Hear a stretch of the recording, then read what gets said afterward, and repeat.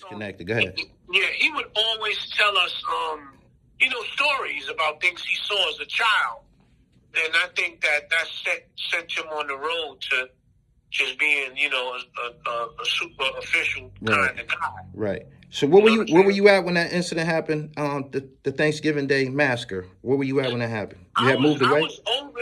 I was over there visiting my daughter for Thanksgiving, and I just heard bombs going off. For real? And, I'm just glad that I wasn't there, because the funny thing about that is, and I don't want to really get too deep into names, but at that time, Peter's in jail, right? Right. And allegedly, he sent the kite. And at the time, the active leader of the crew was a guy named Bear.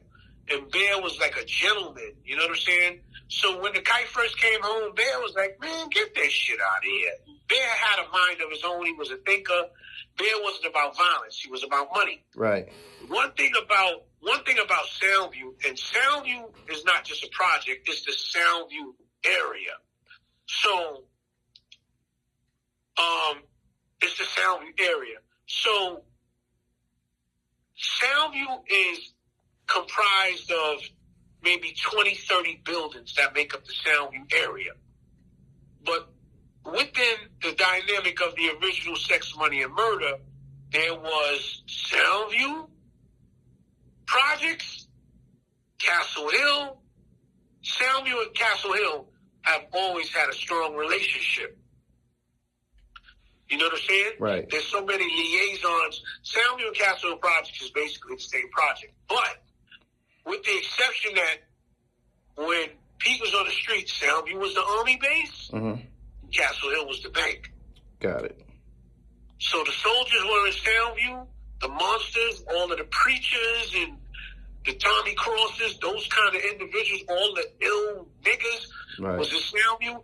And when you look at the players who ended up on the money side of the indictment, that was Castle Hill. Hill was you just associated Tom Cross and Preacher with Soundview. They spent time through there? No.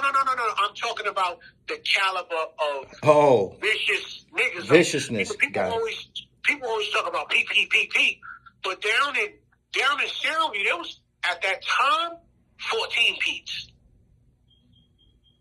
It was a gangsters conglomerate down there. So, I guess Pete always had Soundview if Castle Hill got a line, and if Soundview got out of line, Pete always had Castle Hill. So, so for some reason, gangsters kind of fear the niggas with the money. Right. And the niggas with the money fear the gangsters. So Pete had a beautiful chess game going, as he was an excellent chess player. Right. Okay. What brought you back to music in 2021? Seeing music videos and shit. I'm impressed. Well, you know what? I won't lie, man. And I've been advised against saying this for some reason, and I don't understand people. But I wouldn't have done it unless them niggas from Buffalo did it. Talk that shit. When I saw some older niggas like talking that language that I understand, I was like, fuck this. Let me take a shot. Let me put out some music. Right. You know what I'm saying? So, thank you to the Buffalo crew, the Butchers and all of them, and the Special and all that. Like, I love what y'all do. I love their music, and thank you for even the playing field for niggas to talk that talk. Because as of right now, it's on and popping right now. Right. That's incredible that you were inspired by another generation who made popular a sound that you guys flourished in the early 90s. That's incredible. Created, not flourished. Okay, created. Go ahead, you got it, man. Listen, right, and I'm not, somebody told me that I have to say this in the interview. Before Nas, before Wu-Tang, before Jay-Z, before Biggie Smalls, we were the second New York City group that was on that type of time. Right. And the first group, since they were first, and they were really in the game, which was AZ, that they made the movie.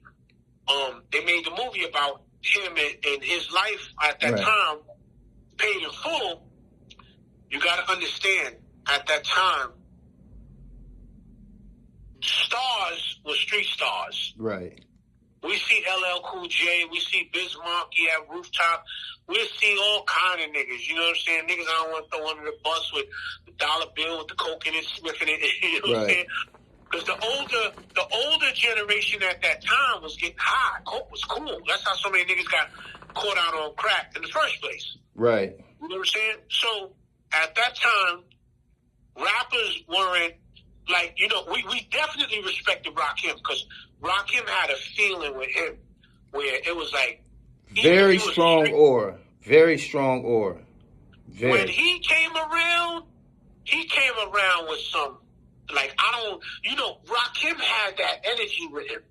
Mm-hmm. Where it was like, nah, that nigga's a gangster. Like, people just had respect back then anyway. There wasn't no goofy shit going on, like niggas trying you and all that. Rakim had the energy. Him and Eric B, they always had that energy. They used to come to the weed spot in the Bronx on 167th Street and Teller Avenue because they had the banging weed spot back then, and everybody used to kind of try and hang up there to wait for Rakim to come up so they could rhyme for him. Mm-hmm. But, the R has always been one of the guys. But outside of Rakim, it wasn't like niggas was disrespecting rappers because everybody was respectful in that time. But it wasn't. You was just a musician. Why do you think he was a special case, or always treated and revered as a special case? Was he the first Was he the first 5% rapper, or was he the most prestigious and popular?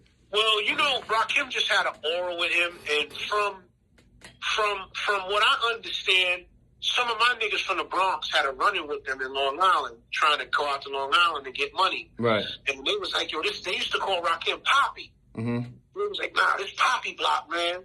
So when my niggas saw who it was, and they had to meet up face to face, they was like, yo, no matter of fact, when he came out, they was like, yo, that was the niggas we had beef with in Long Island. Homeboy, that's rhyming. So, we knew, like, Rakim was he had a little different cloth with him when he moved around, because he moved around with vicious, well-known stick-up kids, extortionists, money hustlers. There was always Brooklyn always had a bad rap. Right. Me having family in Brooklyn at a young age, I knew what them niggas was about, but I also knew that them niggas was out there in Brooklyn getting money. But the word of town was like, fuck them Brooklyn niggas, kill them if you get a chance, because they gonna get you. So we thought every nigga from Brooklyn was out to steal your shoes, right, uptown, when they weren't like that. Because, you had niggas who would come up to Broadway International and take niggas sheepskins off of them and get on the train and go home laughing. So there was always a thing when we were looking for niggas with gold caps in their mouth. It was always, and it was probably just the energy that we projected on them, because, see, in the Bronx, you can't be a known stick-up kid. You can't be a known extortionist. That's one thing in the culture that niggas will get together to get rid of. Yeah. There's nowhere in the Bronx that, these niggas is known stick-up kids and they be in the clubs. They're gonna be dead, my nigga. You ain't gonna, that's not, listen, right? Every nigga who thought he was gonna be an extortionist, and I'm talking about well-known extortionists, Preacher got away with that shit because he was in Harlem. Right. And I'm not saying he didn't kidnap and do shit to niggas in the Bronx, being the low-key individual that he was, but he wouldn't have been like on Anderson Avenue or in Sound, like, that's Preach, he extorts niggas. Every nigga I knew from the Bronx that was in the stick-up, he definitely got a white t-shirt. Mm. They didn't last long. It's like a bad occupation. Right. You know what I'm saying? Like, believe it or not, Bronx is a rougher Harlem. Okay. That's it. You know what I'm saying? It's do or die Bronx style. You know what I'm saying? But you're not going to be running around up here robbing niggas. So that was one thing that was amazing about how in Brooklyn niggas was petrified of the robbers, because it was just like in the Bronx, it was like, yo, kill a nigga that robbed. Right. That's all it is. Nigga rob you, kill him. While all of this is going on in the Bronx, in the Bronx hip-hop scene, why doesn't Grayson and Jason get mentioned in the Bronx hip-hop scene? In the Bronx hip-hop Grayson and Jason, you got to tell me who that is. I'm a little lost. I heard the name, but... Grayson and Jason, they had a single, Hard, called Living Like a Trooper. They was on They was one of the one of the Bronx guys that rap groups that was on Video Jukebox back in the day. That's where I came in contact with them. Hey, look, I'm embarrassed. I'm not hip. Wow. I gotta go look them up. Grayson and Jason, yeah, they on flyers with DMX and I think Grand Poobah and shit. They from that era. Yo, that's crazy because they must have been from the West Side. See, the Bronx is like niggas from the West Side of the Bronx don't have an affinity for niggas from the East Side of the Bronx. So you get to the West Side, they got the Dark Side, Anderson, Cedric, University. Once you cross that Jerome Avenue is like an invisible barrier. It's a total different culture when you get over there. Right. You know what I'm saying? Like when they had those, like the Undercliff, and when you get to those gangsters over there, it's like all legend to us. Like where Kool Herc allegedly started rap in that building on Cedric Avenue. Right. The block above that is Undercliff, and Undercliff had Undercliff University and all that had a whole segment of gangsters called The Family. That was the crew that was ringing bells over there. And Henry had something to do with that too, and Dogs. Okay. You know what I'm saying? So, that side of the Bronx, but you got Billy Guy from that side. Like, West Side niggas, maybe because they were so close to Harlem, they was really about getting their money. And you had more foolery as you got closer. Once you crossed the Jerome Avenue side, you had a lot of unnecessary bullshit. Right. But the West Side niggas was like getting money. There was some prestige amongst those West Bronx niggas. You know what I'm saying? No doubt.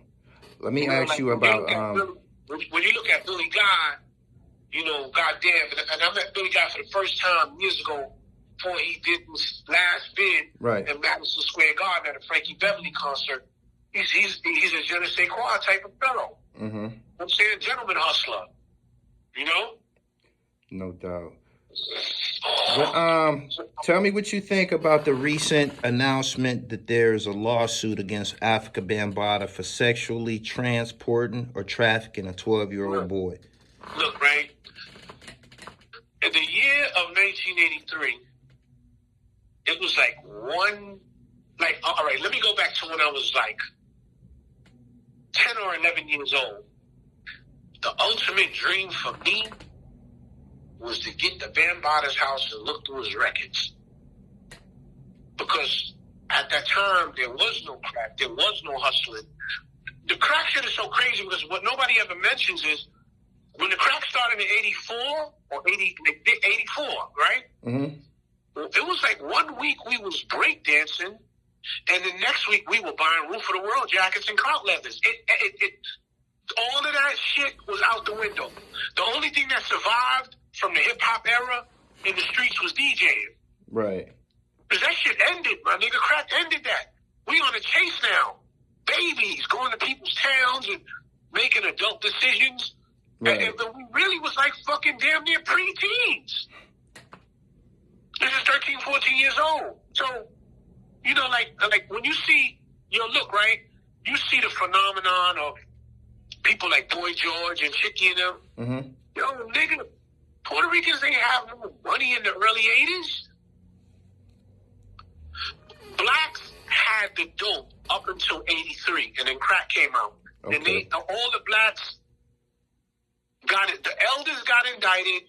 The niggas who was the soldiers under the elders became the bosses of the crack era. And blacks totally abandoned heroin. And next thing you started to see was Puerto Rican niggas running around with fucking chains the size of dinner plates on their neck. You know what I'm saying? The Oyes started fucking with the dope, and them niggas was like I remember off of Fat Joe's block, I think Fat Joe and them was probably running with another fat nigga named Hollywood from over there in Forest. Right. And them niggas was getting money. You know what I'm saying? Right. I remember my first time I fucked with I was like a liaison between a hustling type of crew and fucking with the 5%ers. Got it. You know what I'm saying? So this is how, and it's funny how God worked because all those niggas from Forest is my niggas. I knew them niggas when niggas had nothing. I'm talking about the first nigga to ever take me on a robbery was Showbiz. You know what I'm saying? And we're 14 years old. You know what I'm saying? We're 14 years old. Me, and he wasn't even showbiz then. He was the guard Rakim and his man True God, which is Kamada. Mm-hmm. You know what I'm saying? And at that time, I brought that shit up to Soundview. So I was in between going on the block and pitching and fucking with because of high school, fucking with the robbers from Forest. Right. I had heard of Fat Joe, but the first time I ever saw him, we were up at Skate Key. And when we were up at Skate Key, it's Soundview and Bronx River built an affinity. It was Brian.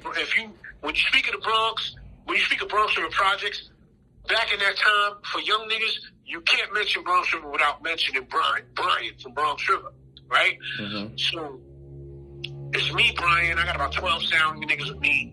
Brian got about 17 niggas from Bronx River with him. We over at Skate Key, right? Just, outside before we go in, talking shit. And we turn to the right, and no lie, getting off of the fucking 2 train. It's 1,000 black niggas and no. Let me not say it like that. Let's say it's about 100 young men getting off the train, and in front of them is this fat Puerto Rican nigga with a green army jacket. It's a 20 below one leading the charge. Mm-hmm. So the way things is then, we thinking we got to rumble with these niggas. Right. They didn't fuck with us. They turned their attention on McDonald's and rushed it.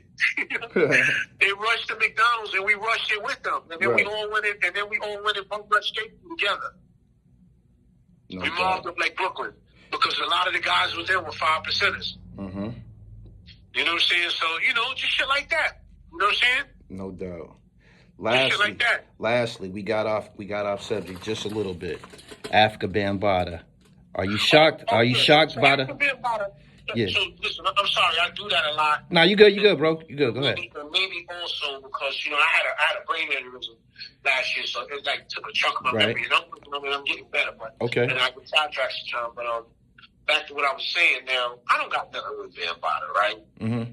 Well, the Bronx is a weird place, and it has these weird cultures where things go on and people don't say nothing, right? But all I know is when I was 10 years old and the jams was popping, and to be anything, if you could get behind the ropes, you was somebody. Right. My dream to life back then, because I guess me, unknowingly being a music person, I wanted to DJ. I wanted to be down, my nigga. I wanted to be down with the get down. Mm-hmm. So any young man who loves music, your dream was to get around that shit. So from hearing band play, records, before I became a producer, I collected records. Okay. And, just to make a long story shorter, we had these 2 brothers, and my man cracks up because he follows my interviews, because I never mentioned them. But they were from Boston, but they lived in the complex in Sound, across the street from Sound, which was Academy Gardens, which we grew up in. And I remember being out there like, yo, I'm getting close. You know what I'm saying? I got to get to BAMBATAA's house so I could listen to his records. Right. And my man told me, don't you ever go to that man's house. And I said, why? It was like, he touches boys. And that was it. So as you get older, this shit was like second nature in the neighborhood. Like people knew it was, especially motherfuckers in Bronx River. Knew about it. This is not to disrespect Bam, because from what I hear, Bam is a gangster and he still got ties to niggas who'll knock your fucking head off your shoulders. But right. This is common knowledge in the Bronx. This is not new. Them niggas ain't lying, man. Them B Stinger was always, he always had a weird energy to him. Yeah. And the kid, let me tell you something about the kid, Hassan Campbell, right? Right. Hassan, at the peak of Sex Money Murder, when he was on the street beefing, that nigga was Pete's #1 op. He was Pete's. I just didn't know that he was the guy, but in Soundview they called him Baby B.O. Yeah. And he was getting down. So young niggas do. He's made innuendos. He's made I don't know. He's implied that, you know, they had some encounters. So that's true. You co-sign that, Hassan? Yo, listen, right? I'll say this, right? When Pete was in jail, he called me. He was like, yo, Minnie, I'm like, what's up? He said, you'll never believe who I was in with. And I said, who, Pete? He said, yo, I'm locked up with Baby B.O. So, to my knowledge, see, Pete was in jail under Michael Cooper. Mm-hmm. So he was, I don't know if he was in a cell. And this is how they ended up getting cool. Because the thing that made them cool was, at that time, in Rikers Island, the formation of the Bloods came from the Latins was tearing blacks up in jail. Like, right. They already had the Latin tools. They had their thing together. They was united. And, you know, they was fucking black niggas up. Right. They were running the jails because of their unity. So one power structure creates another. So while they were locked up, I know that Pete, you know, from the story Pete told me, he was like, yo, this kid was there, he was going to kill Mr. Pete. Because Pete at the time was under the name Michael Cooper. So he was cracking up. Mm-hmm. So, you know, I don't know if they danced or they fought or whatever. But I know that they ended up becoming cool in there because of the war between the blacks and the Latins. Oh, okay, yeah. From what I understood, the agreement was something like, you know, while we in here, we cool. But when we get out, we're going to finish this situation. No doubt. Respect. You know what I'm saying? Respect. So you know, yeah, man, that was that. You know what I'm saying? And it's not the badger. I'm not badgering the kid, Hassan, but Nah. I know where you stand with Hassan. When we called him the town, he was Baby B.O. Right. I never knew it. When he started doing the podcast, I never knew that, oh, shit, this is the guy from back then. You know what I'm saying? Because their beef was an inch, man. That shit was, man. Right. There was a lot of shit, man. There was a lot of shit going on at that time. It was serious. It was real 20-year-old gangster shit. You know? Yeah. And they wasn't playing for nothing. It was, I think that, you know, Pete, you know, this is one thing I will say about Pete. The nigga was a gentleman. He wasn't no extortionist. He wasn't a robber. But he clashed with a lot of elder statesmen who were somewhat disrespectful or somewhat pushy. Mm-hmm. None of those people that fell were civilians. There wasn't no, as wild as that shit was, the niggas that went down wasn't civilians. Right. You know? So, you know, that was, you know, that's that. No doubt. I appreciate you coming through, man. You gave me more than enough. Could you tell my listeners where they can check out your most recent offerings, your new content? Listen, right, on Instagram, I got 2 music pages, which is Minnesota_Money Boss, and then there's Minnesota_Money Boss Plays. And production-wise, me putting pen to something for the first time for myself. The album is Once Upon a Handshake by Minnesota Money Boss. You know what I'm saying? So, you know, the next one, after this one, I got a couple of videos for it, but the next one, I don't know when I'm going to release it, but it's going to be Sidewalk Executive or either, I don't know, it's going to be either Unindicted Co-Conspirator or Sidewalk Executive. Mm-hmm. Was you on the street during the issue with Pistol Pete and Carlton Hines? Yo, you know, it's sad, man, because I was cool with both of them. Then I didn't know that they were beefing. You know, I had my own life, and at the time when they were beefing, I had a block in Midtown Manhattan. You know what I'm saying? And